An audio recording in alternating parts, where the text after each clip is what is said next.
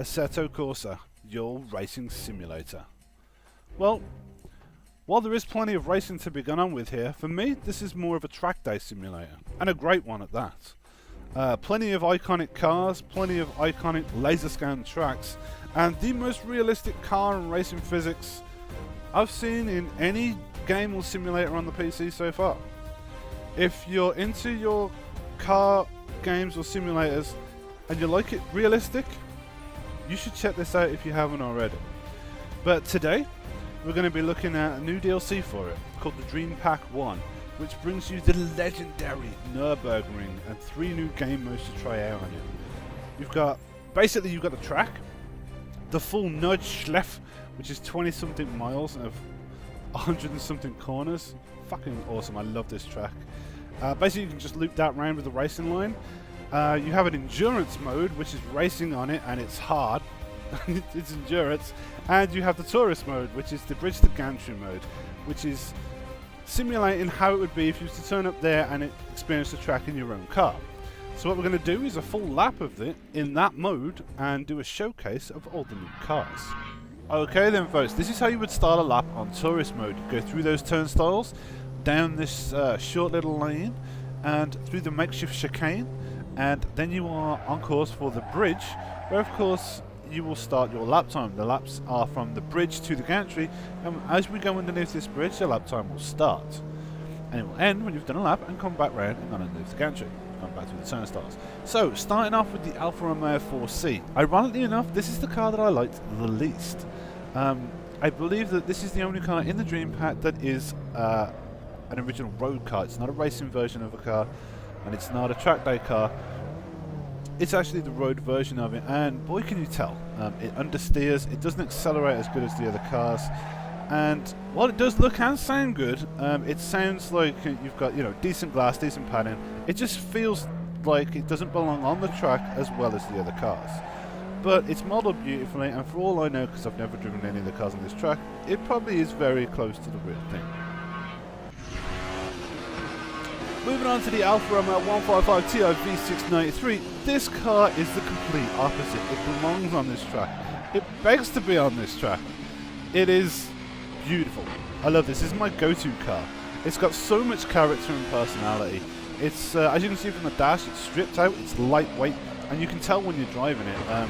The steering is really light, it accelerates really good. The brakes are not amazing, but they're more than adequate. And this car is a ton of fun to drive around the track, a ton of fun.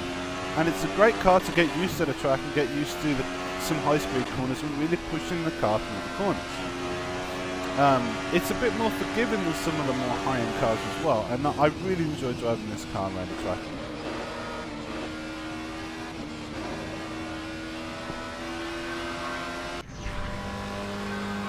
Next up we have the iconic Alfa Romeo GTA.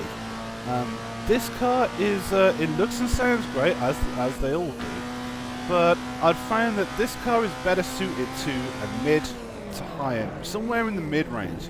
It's not great at high speeds because it runs out of revs too quick. It's not good at low speeds because the steering's too heavy. But in the middle of the road, it's great. When you're bouncing off that peak rev power, this car is a lot of fun to drive. So maybe not on the high speed sections, but more around the twisty bits. This car is actually alright. But it's not for beginners. It took quite a while to get used to how this car feels and handles. So I don't recommend for beginners, and you probably wouldn't use it outside of like the classic races, but still a nice addition to the Dream Pack.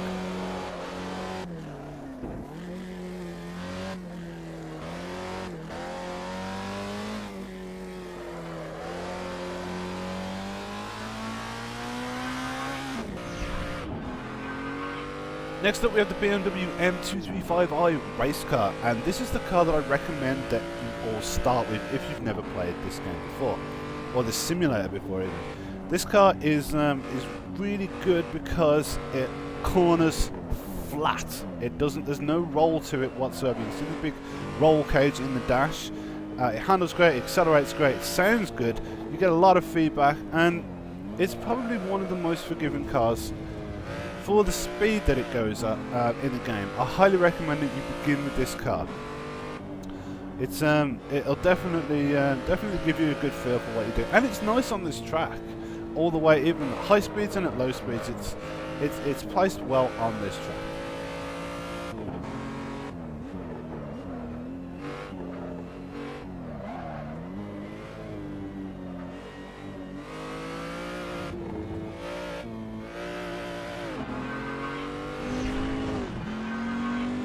Okay, the Chevrolet GM Corvette C7.R GTE. Yep, or Corvette for short. This car's great, and definitely, once you've mastered the BMW, move on to this car second. It kind of drives similar to the BMW, just faster and more of what it does great. It handles very good. It corners so flat and accelerates so effortlessly. You never feel like you're really caning the bollocks off this car. You always feel like you've got more to give, more to come, which is what I love about it. And it can just take everything that you've got. But don't start with this car because it is fast, but it's not a chore to drive. It's really easy to drive. But you know, after you've learned how to use the BMW, good car.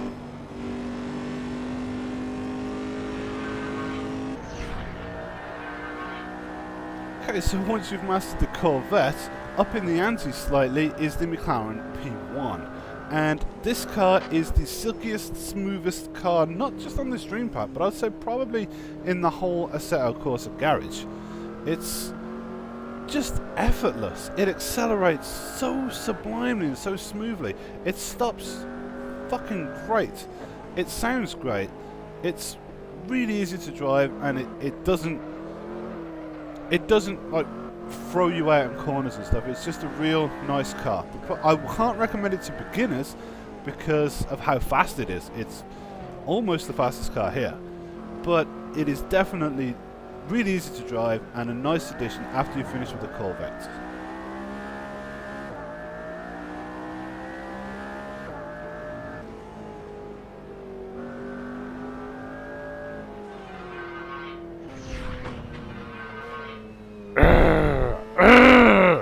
McLaren F1 GTR, the angry older brother to the P1.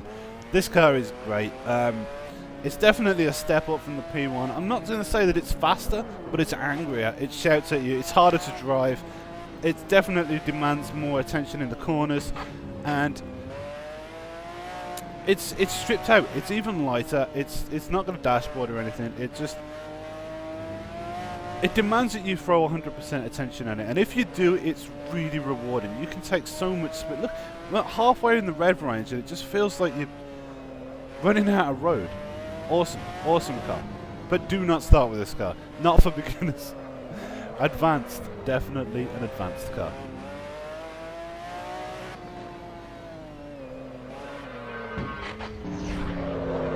Oh dear.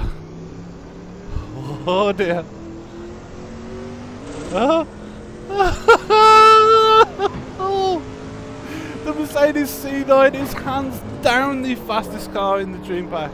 It is so far from beginner. This is an advanced car. This is the hardest car to control in the entire Dream Pack. In fact, it's one of the hardest cars that I've had to use in the whole of the Assetto Corsa garage.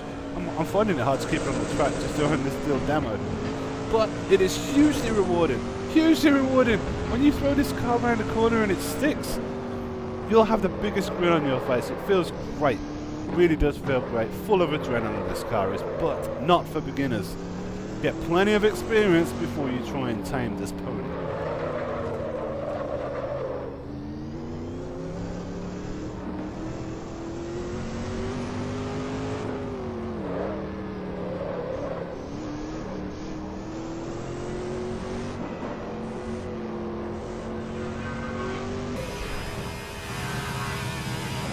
Okay, so this is the gantry where your lap time will end as you go underneath this gantry here.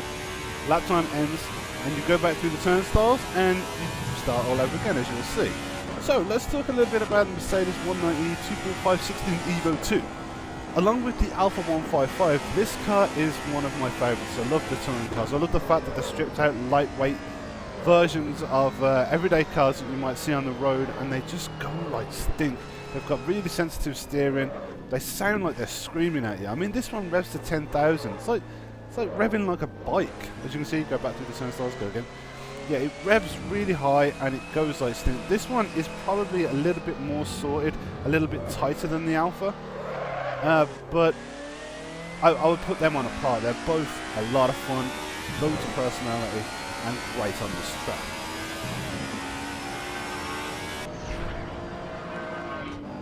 And last but not least is the Nissan GTR Nismo 2014 GT3, or a stripped out race version of the Nissan Skyline.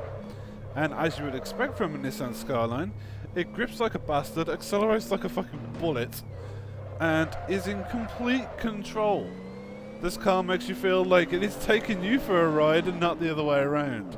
This car can handle anything you throw at it, anything. If you want this car to go around a corner at 200 miles an hour, it can do it. The only reason that it won't do it is because of the driver, not the car. It has that much downforce that it always feels planted, and it has the power to back it up as well. It is a thoroughly satisfying racing car, and it belongs on this track. It belongs on this track. It's awesome, really, really awesome. But it's not easy. Definitely not easy. It takes a lot of practice. Like, even though it is so good, it's still going to take a bucket load of practice, because I've put this thing in the wall more times than I care to remember, and it's because of driver errors. It doesn't slide. It doesn't go off to in such crazy direction. It's because of driver errors, because it's that good that the error is in the driver, not in the machine. But that does conclude the 10 new cars from the Dream Pack 1, and the overall conclusion of this DLC is that it's very good, it's awesome, and very easy to recommend for anybody that wants to experience the most realistic simulation of the Nürburgring that you can get on PC today. This is it. There's no other racing simulation that comes close to this. This is the car models. Like, there's some cars that I don't like, but I know that it's so close to the real thing that it's because I don't like the car, not that they've done the game wrong. There's so much passion in these guys have for making this game as realistic as they can get it, and they've done such an amazing job. Without actually going and stepping into these cars, this is the closest you're going to get to knowing what they feel like. So, is it all good? Are there any bad parts to this DLC? Well, I've had one or two minor graphical issues with it. There is, as you can see on screen, there's this tiny shaking that goes on. You don't even notice it when you're driving, but when you're still, it looks bizarre. Now, I don't know whether it's to do with some of the settings, whether it's to do with the SLI configuration that I use. Maybe it's a bug, maybe it's supposed to look like that. But it's a little off-putting. I hope they fix it. But it's very minor, and you don't notice it when you're actually moving, so I'm not worried about that. I do have a small issue with the animations for the gear changes. They're always the same, regardless of what gear you're trying to go into, but it's a very small thing. It's more of a personal thing, and it's definitely not a bug or a glitch. Overall, the track feels sensational. The track feels, it's laser scanned, and you feel every little bump and curve and incline, decline. Hell, if you hit the rumble strips wrong, you can spin the car out. That's how great this version of this track is. I've played the Nürburgring on everything way back to when it was on Project Gotham, to Need for Speed, to pretty much every racing game it's ever been on. I love this track, and this is the best version of it. I've watched videos of it on YouTube. I would love to take my bike there and do a lap of this track. And playing this version of it on this simulator, there's parts where you're like, I didn't know that was a hill. I didn't know that was so bumpy. I didn't know that. And that's what I want. I want that from this. I want to get as close to as a realistic experience, not a gaming experience, not something that makes you feel good for a gaming something that's as realistic simulation wise as possible. This is it. Now, as this track does feel very dangerous, all the cars feel really quick, and you know, some are quicker than others. Obviously the C9 is quicker than the Alfa GTA, but they all feel fast, you know.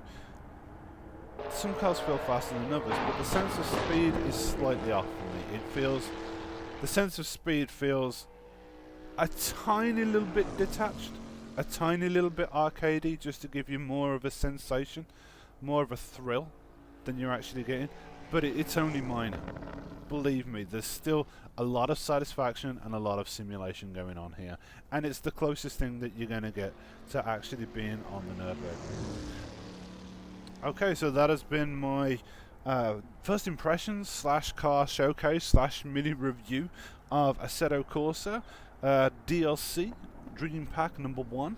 I highly recommend it. I highly recommend it for people that already own Assetto Corsa and want to check out the Nürburgring. You will not be disappointed. If you're not too bothered about the Nürburgring, the extra cars are nothing that can compete with what you don't already have, but they are still nice to check out for a low price. If you don't have either and you're interested in this game, you can buy Assetto Corsa, the base game, and the DLC for the same price as the game would normally be. So it's a great time to check it out. Go check it out. I recommend it. It's a lot of fun. If you want to see more videos like this, or you want to see more videos on this game, please leave me a like and a comment. It's always appreciated. My name is Pirate McLaren, and I will see you soon.